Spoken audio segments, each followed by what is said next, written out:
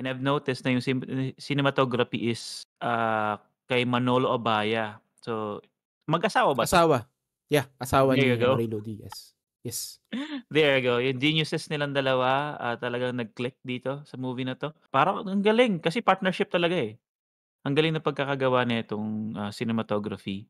And matatawag bang cinematography yun, yung paano ilagay bawat scene?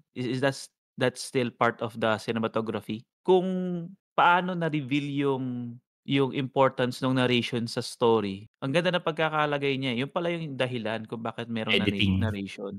Yeah, Kasama rin yeah, 'yun. yeah. Nasabi ko na siguro yung pinakagusto kong highlight dun was yung dark scene na yung ililibing na ni, Puring yung kanyang anak.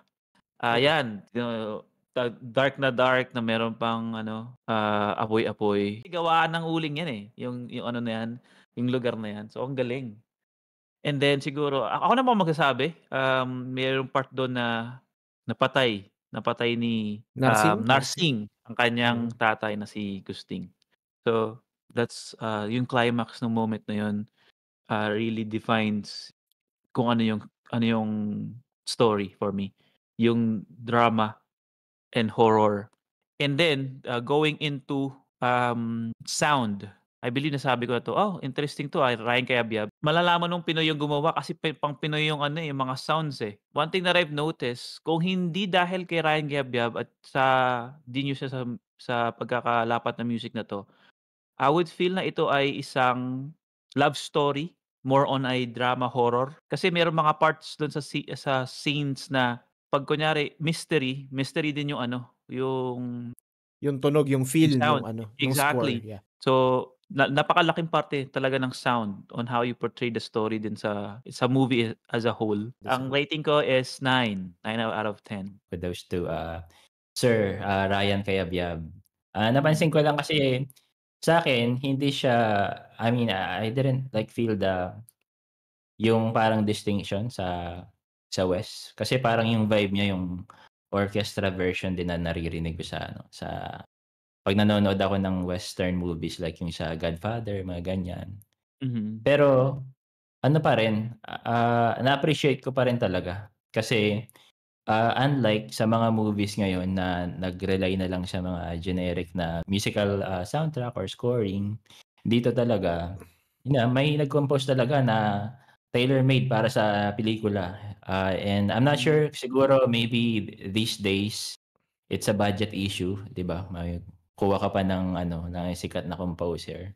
Pero at that time, siguro ayun nga, depende rin talaga sa mga artist. So kung yung kung pakiramdam nila yung high quality talaga, eh, siguro Ryan Cayabyab oo ka diyan. Kung iko-compare din siya sa scene ngayon. Ewan ko ba ba't hindi na siya gano'n bibigyan din ng priority yung original na musical, scoring. Kasi sa anime kahit Japan, eh, talagang effort sa musical scoring, Oo. 'di ba?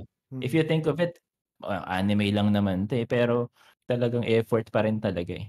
So, sana gano'n pa rin kahit sa mga teleserye natin, 'di ba? Mga ganyan, mga TV shows. Mhm. Oo, kasi kasama lagi sa part ng ano, eh, ng storytelling yung music. It's one of the most important aspects, ng storytelling. Alam niyo yung mga modern movies ngayon in the West, like yung Dune, 'yan, 'di ba? Importante sa kanila yung ano, yung musical score. Bigay ko na yung score ko for cinematography. It's a 10 for me. The reason why it's a 10 is because parang lahat ng scene dito is cinematic, eh, for me. Yeah, Ah, hmm. So, kahit nga yung ano, eh, kahit nga yung nagkukuwentuhan lang si Puring saka si Doray, ah, cinematic pa rin yung shot, eh. So, totoo, may shades, eh, ang galing. oo, Oo. ang Yan, ganda ng ano, kahit and kahit sa narration lang ni Charito Solis, yes, eh, cinematic. Oo, mm, busog na. yes. That's true. Akala mo inconsequential lang yung scene, cinematic pa rin yung shot. So I really appreciate it. And also, maganda yung pagkakagamit nila ng mga scenes na pinili nila talaga kung ano yung scenes during the day and ano yung scenes during the night. All throughout, yung movie is very cinematic. Kahit nga ito, close-up shot kay Puring, cinematic pa rin. Close-up Mhm. shot lang 'to kay Puring. Ganda 'no? Hindi, Dahil tsaka yung technology ng lente niyan kasi tignan mo yung bokeh background niya, ang ganda, oh. hindi ano 'to, eh, tawag dito, digitally restored na 'to. Siguro, Hmm, during sa sinehan siguro ang ganda siguro panoorin din na 'to 'no. mhm. Tsaka I would parang love to see it in the cinema. ganda. Yeah. Sino, si Puring? Hindi yung ano, Yung shot. yung shot. Well, I guess ano, talking about the shot, maganda talaga naman. Na-highlight yung ganda ni, Yun. Cecile dito, yeah, Oo, to totoo be fair. naman. I would give it a 10, bro. Meron pa dun akong isang scene na nagustuhan dun sa shot is yung habang ginugulpi ni Philip Salvador si ano, si, si Puring, Mhm, um, tapos biglang dumating si Mangusting. Una ang focus is yung, battery ni Narsing kay Puring, tapos biglang dumating lang si Mangusting sa shot, sa gitna, mhm, tapos biglang huminto. Biglang yung from focus dun sa dalawang nag-aaway na mag-asawa, ta's biglang yung focus is napunta kay Mang Gusting. Gusto ko yung mga gano'ng shots, eh, yung mga gano'ng artistic shots na mhm. yes, it's not a wide angle shot like yung talagang parang scenery and all. Pero in a contained space, maiisip mo yung gano'ng shot. Ano rin, eh, may theory din sa filmmaking yung parang, triangle shot ng subject. Aha, So, dun sa scene na yon or dun sa shot na yon ng ano is parang merong harmony yung tatlo na character.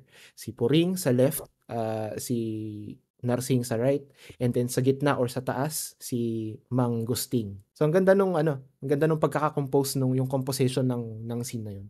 Parang ano, hindi lang sila randomly binidyohan 'no, parang gano'n. Oo, hindi lang talagang well thought of yung mga shots. Hindi lang ah, basta, "Oh, acting kayo diyan, dito tayo." Parang gano'n. cinematography Oo, talaga. oo.